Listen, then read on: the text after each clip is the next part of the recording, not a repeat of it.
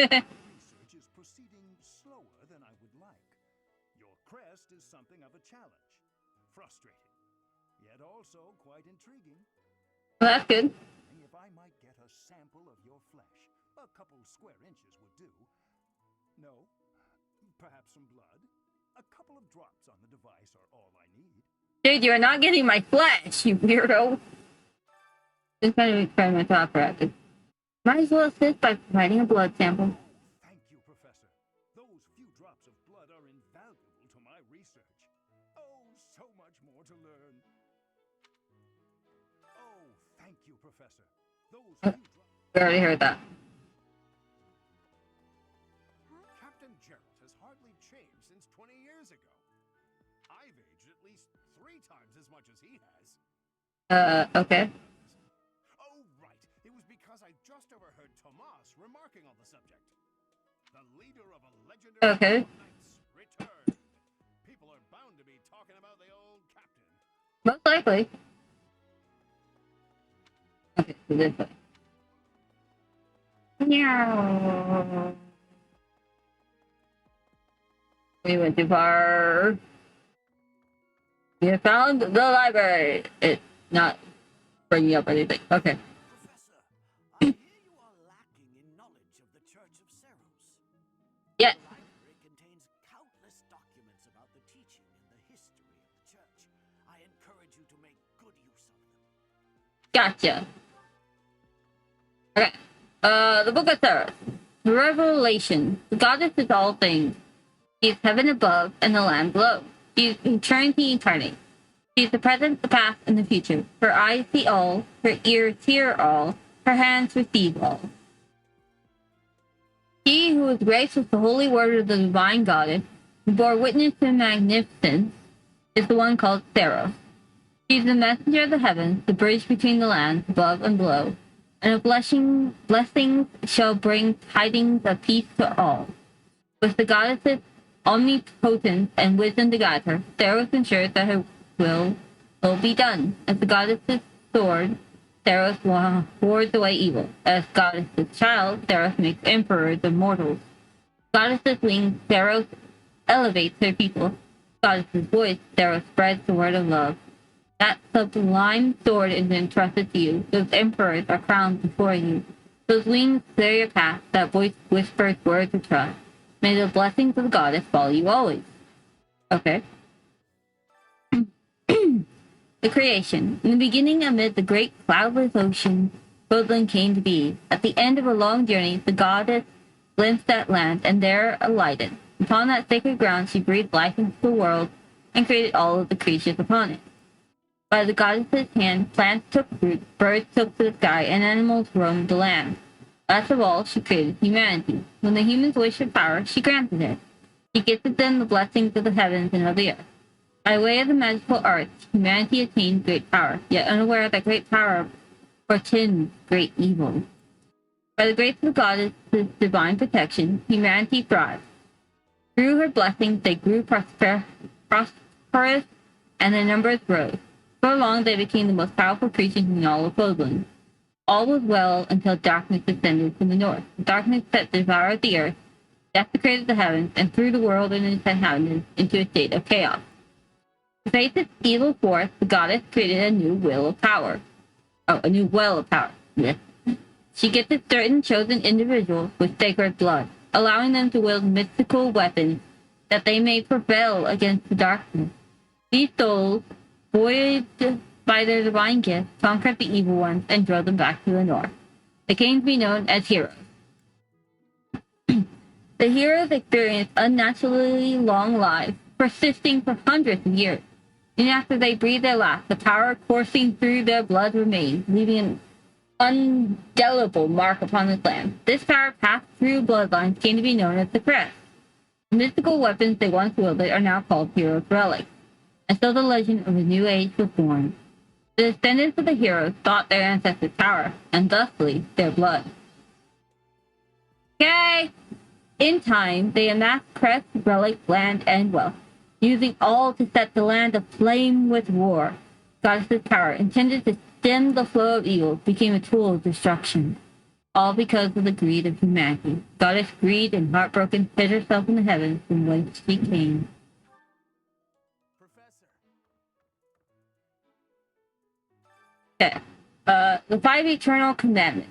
Dare not doubt or deny the power or existence of the goddess. Dare not speak the goddess's name in vain.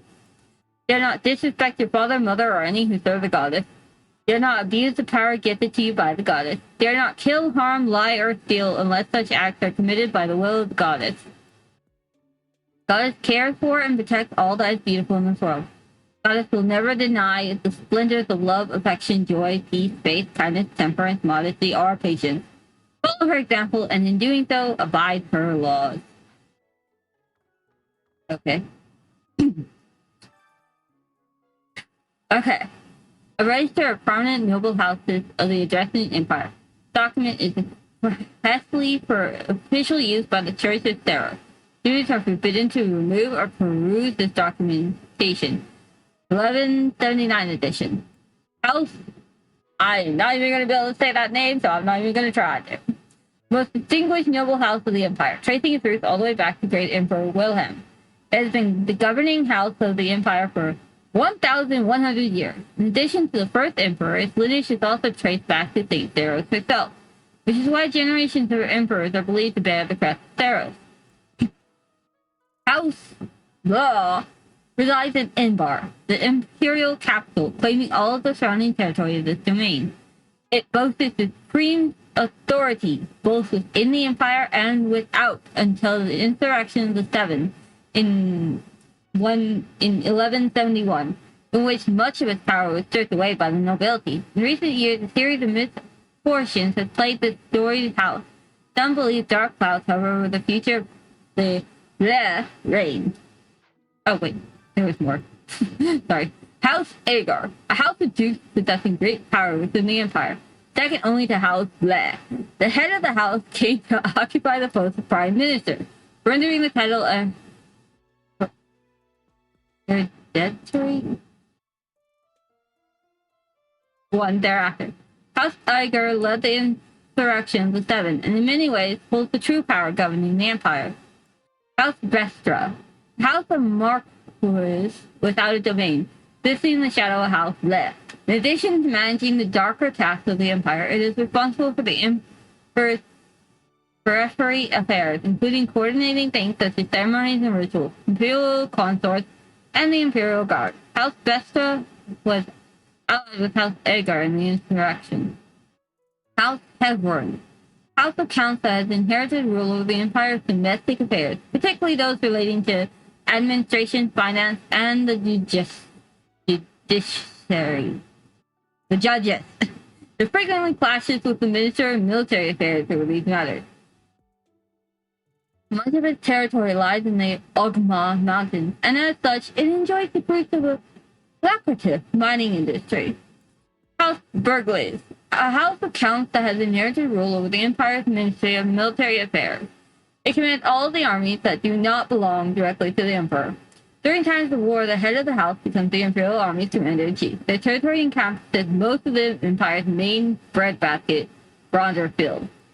House Barley, a house of counts that has inherited rule over the Empire's Ministry of Religion, whose main responsibility is to maintain amicable relations with the Church of Theros. However, due to the estrangement of the Church from the Empire in recent years, it is now more involved with the judges, causing political strife within the Ministry of the Interior.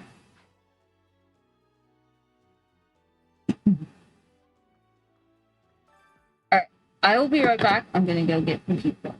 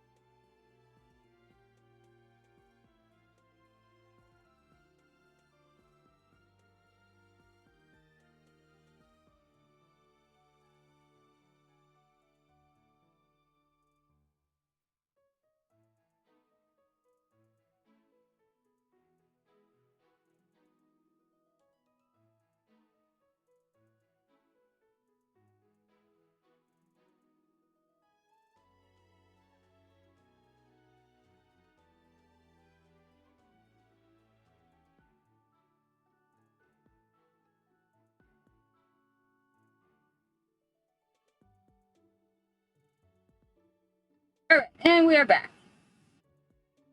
We are live again. Unfortunately, they did not get me tea set, they got me cinnamon sticks, so it's like, hey. They've been doing that more lately. But, oh, I'll eat the cinnamon sticks. Okay, alright? Well, bye! Scared me a little bit there. Okay. Arranged are prominent noble houses of the Adrastan Empire. This document is... Okay, we already read that bit. House Girth, a house of dukes that has inherited rule over the empire's ministry of the Syria. Diplomacy, foreign relations, and relations between various provinces and the capital fall under its purview. It worked hard to secure the ceasefire that ended both the Brigid and Dagda campaigns. Though complicit in the insurrection, it remains distant from associated houses. Do you guys want me to read all of these or just skip reading these things? Let me know while I'm reading it. House Arundel, formerly a minor noble house of the empire. Head of the house when Volkhard's younger sister became betrothed Emperor Ina number. Volkhard was granted the title of Lord Arundel. Having worked closely with House Agar, House Arundel is seen as one of the chief instigators of the insurrection of the Seven. House Herm, a house of imperial viscounts, resisting Emperor number policy of power centralization. It set out to join the alliance and secure independence from the empire, but was unable to overcome the imperial army's intervention. The aftermath, the house's main genetic line was wiped out. The current head of house is an adoptee. House Novel, house of imperial viscounts with territory on the western coast of the empire, centered around its namesake, harbor city of Naval. The house flourished thanks to commerce with Dagda, Albina, Brigid, and other territories. Even still, it fell to ruin in 1175 after permitting the combined raiding forces of the Dagda and Brigid armies to make landfall. House Osh, house of imperial barons. Territory occupies the northern half of the western peninsula, known as Scotland, Spain. The head of the house was lost to the Dagda and Brigid War. House Bartal, house of imperial barons. Highly ambitious, it sought out and acquired several crusts for its bloodline. In 1176, many members, including the head of the house, died under unexplained circumstances. Deed was attributed to the heir, Emil. As his whereabouts are unknown, leadership of the house fell to a distant relative. There's more of them. House Regan. Oh wait, these are alliance noble. Okay. Okay, pretty much all that is pretty much. So this is the Leicester Alliance noble. House Regan, leading house of the Leicester Alliance and descendants of one of the 10 elites. The Crescent Moon War of 881, they spearheaded the move toward independence from the kingdom, as well as the establishment of a republic by its former vassals. They have held the esteemed responsibility of leading the Alliance Round Table ever since. So the position of this house of dukes relies on the noble rank bestowed upon it by the kingdom, well before the Alliance's funding. The current Duke Regent's heir, Godfrey, died in an accident while on duty. While he did leave behind a surviving daughter, she's presently unaccounted for.